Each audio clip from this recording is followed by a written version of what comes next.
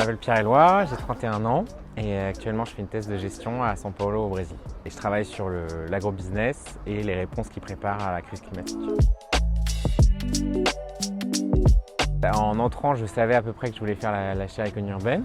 J'ai fait un premier stage dans un cabinet de conseil aux collectivités locales. C'était faire des schémas d'aménagement économique, des stratégies d'orientation en fait, régionale, etc.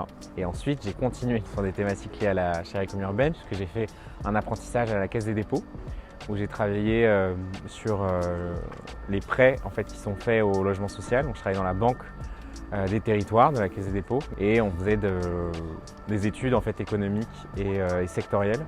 Et après, j'ai fait un échange à la FGV au Brésil, donc à São Paulo.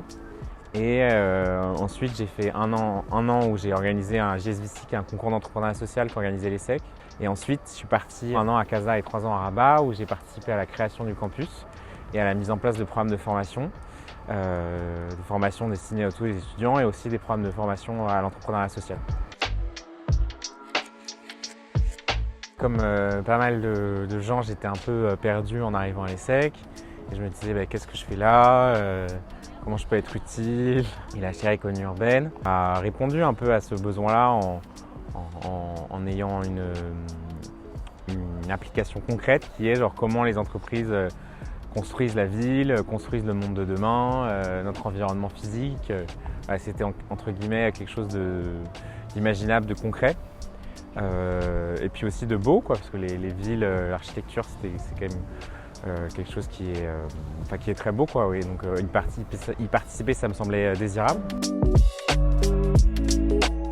Ça a donné du sens à mon cursus. Moi, ce que j'ai aimé, c'est la pédagogie, qui était une pédagogie active, centrée autour de l'étudiant, centrée aussi autour des rencontres avec des professionnels. Et là, en fait, en ayant cette interaction directe avec des acteurs du terrain, on avait ce sentiment en fait, de participer à quelque chose, de participer à l'élaboration de politiques publiques, de stratégies d'entreprise. Par exemple, nous, on avait travaillé sur des politiques de compétitivité inclusive en Seine-Saint-Denis. Donc, on était allé interroger des bailleurs sociaux, des acteurs du département, de la ville de Seine-Saint-Denis et des entreprises du territoire. La chaire, c'est aussi des moments, c'est des voyages assez incroyables, parce qu'on découvre une ville, on découvre ceux et celles qui la font en quelques jours. C'est vraiment des opportunités assez uniques. Et voilà, et dans tout ça, des moments aussi de groupe qui sont assez mémorables. Ça a été vraiment les voyages. Moi, je suis parti à Budapest et à Lyon. Moi, je connaissais rien à Budapest et découvrir cette ville, on a rencontré des gens de la mairie, on a fait tout un tas de choses. Ça, c'était vraiment super. Et je pense que une des forces de la chaire, mais comme dans d'autres endroits à l'ESSEC, c'est de fédérer un réseau d'alumni, tout un tas de sortes d'acteurs de la ville. Des gens qui sont dans les pouvoirs publics, des gens qui sont chez les promoteurs immobiliers, et c'est de voir un peu la diversité des parcours derrière qui, je pense, était vraiment stimulante en fait. J'ai pas mal changé d'interlocuteur et de métier entre guillemets au cours de ces 4 ans que j'ai passé là-bas. Au début, on rencontrait des acteurs du monde de l'entreprise marocain, des acteurs de premier plan. J'ai recruté les premiers étudiants, donc je suis allé dans des lycées marocains. Quand on a ouvert le campus, je me suis plutôt dirigé sur la pédagogie, la conception de formation. Un était avec la chaire économie urbaine, donc qui était un master destiné aux acteurs de l'immobilier et du développement des territoires sur le marché marocain. Mais aussi donc des formations qui étaient destinées aux gens de l'ESSEC, afin de les faire passer par le Maroc et surtout par le Maroc découvrir des économies africaines en plein développement, riches d'opportunités, etc. Il y a eu aussi une logique d'économie urbaine qui a été initiée, puisque le campus a été développé avec un promoteur immobilier. L'idée, c'était d'initier une logique de création de ville. Et donc, il y a une mission de conseil qui a été réalisée par Franck Valergo et à laquelle j'ai modestement participé. Donc ça, c'était très, très intéressant aussi, et de voir comment une université peut participer au développement territorial et s'inscrit dans une logique plus globale qui est celle de la constitution d'un pôle d'attractivité au niveau du Maroc, mais aussi au niveau ouest africain. J'ai commencé un peu à donner des cours, à concevoir des programmes pédagogiques et je me suis dit que j'avais envie d'évoluer dans ce monde académique. Et j'ai eu cette opportunité d'aller au Brésil.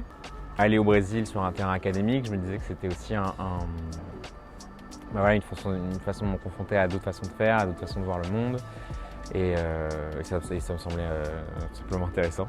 Et je travaille sur la façon dont les entreprises de l'agrobusiness conçoivent des solutions à la crise climatique, sachant que le Brésil est devenu un des premiers exportateurs de produits agricoles au monde et le secteur agricole au Brésil est un des premiers secteurs émetteurs de gaz à effet de serre. Donc j'ai centré ma recherche sur le Brésil, mais c'est un problème global qui est que voilà, comment continuer à produire pour une population mondiale grandissante alors que la crise écologique est urgente.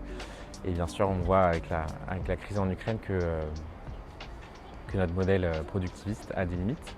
Et voilà, qui rejoint aussi cette interrogation qui est comment les entreprises en fait, participent aux solutions et aux problèmes de notre monde, quoi. Alors, São Paulo, c'est une ville assez énorme, puisque c'est une ville de presque 25 millions d'habitants, en comptant l'agglomération. Voilà, c'est un cas d'école d'économie urbaine, sachant qu'en plus, si on compte la conurbation, Rio-São Paulo, c'est presque 50 millions d'habitants.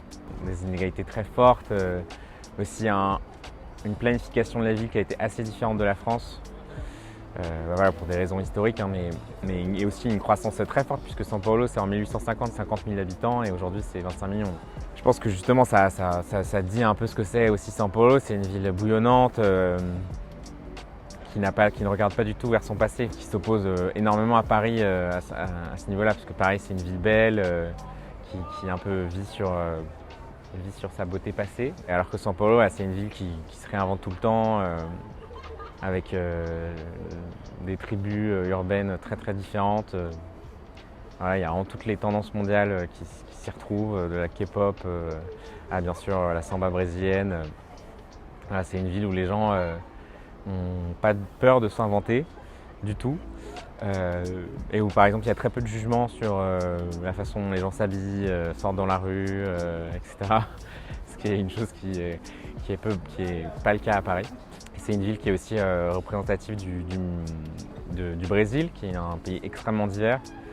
Voilà, le Brésil, c'est aussi grand que l'Europe, c'est 200 millions d'habitants, et São Paulo, ça attire des gens de tout le Brésil et de toute l'Amérique latine aussi, et surtout du Brésil.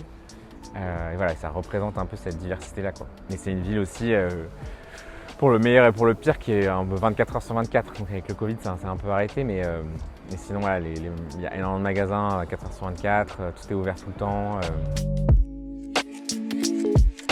C'est d'être curieux et curieuse, de vous dire que l'essai, ça dure pas si longtemps que ça ça vous donne l'occasion d'entrer un peu de plein pied dans plein d'univers différents.